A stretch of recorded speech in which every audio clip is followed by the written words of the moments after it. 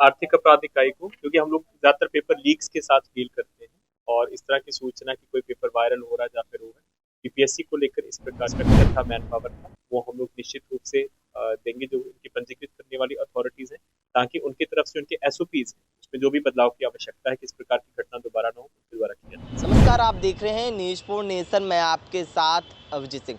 17वीं BPSC को लेकर छात्र हैं वो आंदोलन कर रहे हैं और जिस तरह से 13 दिसंबर को जो परीक्षा हुए और बापू परीक्षा परिसर में जो धांधली का आरोप है वो छात्र ने लगाया था और जिसके बाद वहां की परीक्षा है वो रद्द कर दी गई है और उनका छात्रों का कहना है कि और सेंटरों पर ऐसी मामला सामने आने की सूचना हम लोगों को मिल रही है। इसी को लेकर जब सवाल किया गया आर्थिक अपराध इकाई के जो डीआईजी हैं मनवजीत सिंह ढिल्लों से, तो पहले क्या कुछ कर रहे हैं इस तरह से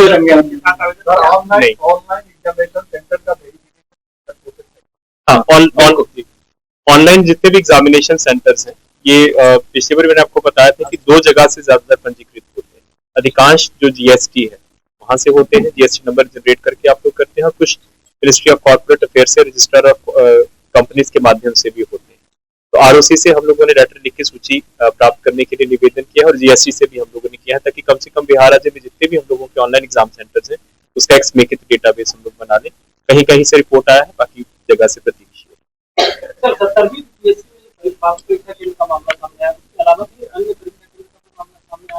आर्थिक अपराध इकाई को, क्योंकि हम लोग ज्यादातर पेपर लीक्स के साथ डील करते हैं और इस तरह की सूचना कि कोई पेपर वायरल हो रहा है या फिर हो रहा है, यूपीएससी को लेकर इस प्रकार की कुछ बहुत से केसेस में क्योंकि पैसा नहीं गया तो people have not come forward for registration, कि पैसा बच गया था उनको पता चल गया था टाइम।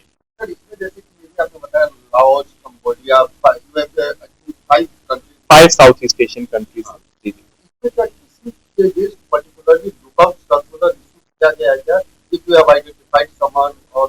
जैसे मैंने आपको बताया था कि इसमें हम लोगों का एक विशेष डेस्क है। हम लोगों ने 374 ऐसे लोगों को प्रोटेक्शन ऑफ इमिग्रेंट्स जो हम लोगों का ऑफिस है यहाँ पे नियोजन भवन में चलता है और आरपीओ वहां से पासपोर्ट डिटेल लेके हम लोगों ने उनका सत्यापन करवाया था संबंधित जिला से और 8 ट्रैवल एजेंट्स को हम लोगों ने आइडेंटिफाई किया है। लेकिन क्योंकि एलओसी का कार्रवाई जो सीबीआई नोडल है और आई4सी राज्यों से समन्वय स्थापित करता है तो हम लोगों ने उनको डिटेल सबमिट कर दी है। आगे का कार्रवाई भारत सरकार के स्तर से।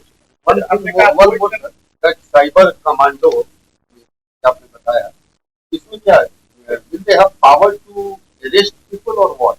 बेसिकली इंफ्रास्ट्रक्चर जो है पर अगर कोई अटैक होता है तो तत्काल कार्रवाई की और साइबर अवेयरनेस के लिए भी साइबर अवेयरनेस का भी काम करेंगे और इनफैक्ट उनको जो अभी जो उनका प्रशिक्षण शेड्यूल है उनको फोरेंसिक्स बेसिक्स फोरेंसिक्स में भी उनकी मदद उनको प्रशिक्षण दिया जाएगा कि जो इनिशियल कार्रवाई है डिजिटल कलेक्शन की उसमें भी वो सहयोग कर पाए। इसमें हम लोगों ने सभी मनोनयन मांगा था सभी जिलों से, खास करके ऐसे लोगों का जिनका आईटी बैकग्राउंड है, जिनके पास बीसीए का बैकग्राउंड है और आईटी बैकग्राउंड की डिग्रीज है। उनका एक स्क्रीनिंग टेस्ट 10 जनवरी 2025 को आर्थिक अपराध इकाई में ही लिया जा रहा है और ये टेस्ट हम लोग नहीं ले रहे हैं, आई4सी Indian cyber crime coordination centre देगा। इसका एक स्टैंडर्डाइज्ड करिकुलम है, उनके ही ऑब्जर्वर आएंगे, हम लोग अपना इंफ्रास्ट्रक्चर देंगे। उस टेस्ट में जो भी रिटन परीक्षा में और जो कंप्यूटर परीक्षा है उसमें जो पास होते हैं उसके बाद फिर उनको सिलेक्ट किया जाता है और फिर आई4सी के द्वारा विभिन्न आईआईटीज एनआईटीज इन सभी को चिन्हित किया गया है, वहां पे इनको राज्य सरकार की तरफ से भेजा जाएगा और 6 से 9 महीने का इनका प्रशिक्षण करवाया जाएगा। हम लोगों ने 176 पुलिस कर्मियों को और पुलिस पदाधिकारी को चिन्हित किया। जी जी बिल्कुल, ये हम लोगों के जो अभी पोस्ट तो अभी फिलहाल 24 दिसंबर को ही स्वीकृत हुआ है, 3 अतिरिक्त जो पोस्ट स्वीकृत हुआ है और वरीय पुलिस अधीक्षक पटना उनसे हम लोगों ने प्रस्ताव मांगा है कि किस प्रकार की जुरिस्डिक्शन रखना चाहते हैं उनके। जैसे वहां से प्रस्ताव आ जाएगा प्रस्ताव हम लोग राज्य सरकार को उचित माध्यम से समर्पित कर देंगे। और जहां तक रही बात की, ये हकीकत है, ये रियलिटी है कि एक आयोग के पास 100, 200, 250 केसेज है। इसके लिए अब हम लोगों ने बिहार पुलिस अकेडमी के माध्यम से हम लोगों ने पिछली बार भी ऐसे किया था कि जो वहां पे नए रिक्रूट्स हैं खास करके सब इंस्पेक्टर लेवल पे जिनके पास आईटी बैकग्राउंड की डिग्री उनका एक लिस्ट हम लोग दे रहे हैं और पहले भी यहाँ से आर्थिक अपराध इकाई से गया हुआ है कि ऐसे लोगों को खास करके जो यंग ऑफिसर्स हैं उनको पहले साइबर पुलिस स्टेशन थाना में लगाया जाए। तो धीरे धीरे अब इसी तरह से शब्दाबंधन किया जा रहा है संसाधनों में भी और मानव मूर्तियां चोरी काफी इंसिडेंट हो रहे हैं। किसी और दिन करेंगे। आज आंकड़े नहीं है मेरे पास, आप अलग से बोलिए। जो है साइबर थानों के द्वारा जो है रामकृष्ण नगर इलाके से जो है 20 लोगों को गिरफ्तार किया गया है। उन लोगों को इसमें जो हम लोगों का जैसे आपको बताया कि साइबर सर्विलेंस टीम और साइबर टेक्निकल टीम हमारे यहाँ पे चल, तो हम लोग जो हमारे पास एनसीआरपी में जैसे दिन में हमारे पास एवरेज 5 से 6 हज़ार कॉल्स आती हैं, उसमें हम लोग देखते हैं कि कितनी कॉल्स बिहार के टावर लोकेशन से ओरिजिनेट हुई। जब किसी एक विशेष जगह पे उसका ज्यादा कंसंट्रेशन ऐसे सेल फोन्स का हमको नजर आता है, तो हम लोग उसका एक ब्रीफ तैयार करते हैं और उसको संबंधित साइबर थानों को देते हैं और अपनी टीम को भी वहां पे भेजते हैं। पहले हम लोग रेकी करवाते हैं कि कहाँ पे टावर लोकेशन है और फिर हम लोग उसका सर्च करवाते हैं। जब हम लोगों को वहां से लैपटॉप या फिर इस तरह की डिवाइसेस मिलती हैं या फेक सिम कार्ड मिलते हैं, फेक बैंक अकाउंट्स मिलते हैं, तो फिर आगे की कार्रवाई की जाती है। तो यही साइबर प्रहार जो ऑपरेशन है उसका मुख्य जो बेसिस है और मुख्य जो हम लोग कार्यशैली है यही है। जैसे आपको बताया कि जब हम लोगों ने शुरुआत हुआ था एनसीआरपी में मात्र 0.06% राशि होल्ड हो रही थी, 2019 का आंकड़ा है। अभी 16.78% है और जो टॉप राज्य है इस वक्त उत्तर प्रदेश और गुजरात, उनका भी राशि होल्डिंग का परसेंटेज अगर आप देखेंगे 22%। वो का प्रमुख कारण यही है कि ये गोल्डन आर वाला कॉन्सेप्ट है कि आप जितना जल्दी प्रतिवेदित करेंगे, क्योंकि इसमें मल्टीपल लेयरिंग या स्वीप के माध्यम से तुरंत वो अपना राशि निकाल लेता है। जितना जल्दी रिपोर्टिंग हो जाता है उतना ही जल्दी राशि जो बचाने के चांसेस रहते हैं। इसलिए 1930 का हम लोगों ने व्यापक प्रचार प्रसार किया है और ऐसा नहीं है जैसे मैं आपको बताया कि 116% की वृद्धि एक साल में और इस साल 50% कॉल्स की वृद्धि हुई। पहले भी मामले होते थे लेकिन लोगों को पहले जागरूकता नहीं थी। अब जागरूकता आई है और उसकी वजह से कॉल्स भी ज्यादा आ रही है। तो जहाँ पे अब इस साल ही आप देखिए कि 394 करोड़ का राशि सिर्फ प्रतिवेदित ही हुआ है, जबकि जब से 2019 से शुरू 700 करोड़। तो एक तो हम लोग जागरूकता के ऊपर काम करें कि लोगों को एटलीस्ट ये हो कि घर पे बैठ के बहुत अच्छी सुविधा है, आपको कहीं थाना में नहीं जाना है, कहीं नहीं जाना है, घर पे बैठ के। और जो लोग कंप्यूटर प्रशिक्षित हैं वो एनसीआरपी पोर्टल पे ऑनलाइन कंप्लेंट भी कर सकते हैं, तब तक उनको थाने की जाने की कोई जरूरत नहीं। तो मेन जो प्रमुख कारण है, और दूसरा है कि बहुत से बैंकों में हम लोगों ने ये पाया है कि उनको हम लोग जब बताते भी हैं तो क्योंकि वो 24/7 इंस्टीट्यूशन नहीं है बैंक्स, जब उनका वर्किंग आवर खत्म हो जाता है तो ज्यादातर साइबर अपराधी स्ट्राइक करते हैं रात को या फिर वीकेंड्स पे या छुट्टियों पे। हम लोगों ने आरबीआई के साथ बार बार इस मामले को उठाया, बहुत से बैंकों ने भी अपने 24/7 डेस्क तैयार किए हैं, क्योंकि जब वो रिपोर्ट होता है तो हम लोग फॉलो अप करते हैं बैंक्स को अलग से। वो भी कारण है कि रिपोर्टिंग होने के बावजूद भी कई बार राशि निकल जाती है। लेकिन हम लोगों ने इस साल 3 मेजर हम लोगों ने मीटिंग्स की बैंक्स के साथ आरबीआई के समन्वय से, जिसके कारण जो हम लोगों का ये इतनी कामयाबी हम लोगों को मिल रही है, क्योंकि बैंक्स भी हम लोगों की मदद कर रहे हैं। उन्होंने 24/7 डेस्क एक आखिरी सवाल होगा सर, जो फर्जी सिम कार्ड के बारे में आपने बताया, तो अमूमन देखा गया है कि इस राज्य में मैंडेटरी आधार कार्ड नहीं है, जो साइबर अपराधी वहीं का सिम कार्ड ना वहाँ फोटो की जरूरत पड़ती है, ना आधार कार्ड की जरूरत पड़ती है, तो उससे निपटने का क्या?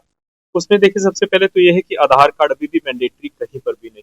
जो राइट टू प्राइवेसी का जजमेंट हुआ था माननीय सर्वोच्च न्यायालय का, तो लेकिन बहुत से जो कंपनीज देती हैं वो ज्यादातर बायोमेट्रिक्स लेकर ही देती है। लेकिन इसमें भी ज्यादातर ये है कि अभी हम लोग जो देख रहे हैं कि ऐसा नहीं है कि पहले क्या होता था कि लोगों को ज्ञात ही नहीं होता कि उनके नाम से सिम कार्ड निकल रहा है। अब अपराध शैली परिवर्तित हो रही है। जो बैंक अकाउंट्स का भी हम लोगों ने विश्लेषण किया है और सिम कार्ड्स का भी विश्लेषण किया है, इन लोगों को हम लोग भाड़े के अकाउंट्स और भाड़े का इन लोगों को कमीशन मिलता है। सही बायोमेट्रिक्स पे उनसे दिया जा रहा है सिम कार्ड, या फिर जो रिटेल होल्डर्स हैं वो थोड़ी सी बदमाशी करते हैं कि 2-3 बार उनका अंगूठा लगा लेते हैं, रुपया साक्षर नहीं है, लेकिन वो निकल रहा बायोमेट्रिक्स के ही, लेकिन उसके बाद जाकर तो वो उस कमीशन के एवज में अपने अकाउंट को देते हैं साइबर अपराध के लिए, जाकर उस पर देते हैं। तो ऐसे लोगों के ऊपर भी कार्रवाई हो रही है। अभी जो गाइडलाइंस आई हैं पिछले साल 2023 में, हम लोगों ने एक बार आपको प्रेस विज्ञप्ति में भी साझा किया था कि डीओटी की गाइडलाइंस अब चेंज हो गई हैं और ऐसे जो रिटेलर्स हैं जो इस प्रकार के सिम कार्ड्स दे रहे हैं उनके ऊपर फाइन की कार्रवाई है। तो हम लोगों ने जो डीओटी के साथ वर्कशॉप किया था और ये जो जितने भी हम लोगों ने ब्लॉक कराए हैं नंबर, इन सभी के जहां से भी रिटेलर से पॉइंट से नंबर निकले हैं उसकी सूची डीओटी के साथ साझा की है और डीओटी ने बहुत से लोगों के ऊपर कार्रवाई भी की है और फाइन भी किया है।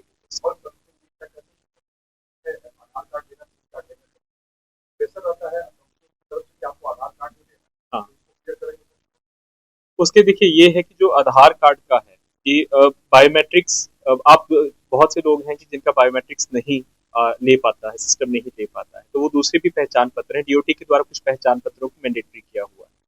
आधार कार्ड जो और बायोमेट्रिक्स हैं, ये सब फर्स्ट प्रायोरिटी रहती है, लेकिन अगर आपका नहीं हो रहा है तो बाकी पहचान पत्रों पे भी आप लोग दे सकते हैं। तो लेकिन ज्यादातर जो कंपनीज है, जैसे आप रिलायंस देखें, वो बायोमेट्रिक्स के बाद ही अब उसको दे रही है। तो इसलिए मैंने आपको बताया कि प्राचार्य ये भी इन्होंने चेंज की कि सही लोगों को लाकर बायोमेट्रिक्स के आधार पर सिम कार्ड देते हैं, लेकिन उसके बाद कमीशन लेके अपने साइबर अपराध के लिए उसको यूज कर रहे हैं। और दूसरा जो मेन चीज हो गया कि वर्चुअल एप्स जो आ गए हैं, उसमें आपको सिम कार्ड की आवश्यकता भी नहीं है। वर्चुअल ऐप से आप जनरेट करते हैं और ये ज्यादातर जो सिम है ये बाहर के एक्टिवेटेड है, लेकिन आपको इंडियन नंबर के रूप में मास्कुरेट होकर आता है। ये भी एक अपराध शैली है। इन्वेस्टिगेशन में परिपक्व हो जाएगा, हम आपके साथ साझा करेंगे। सर ये सूची जारी करने के बाद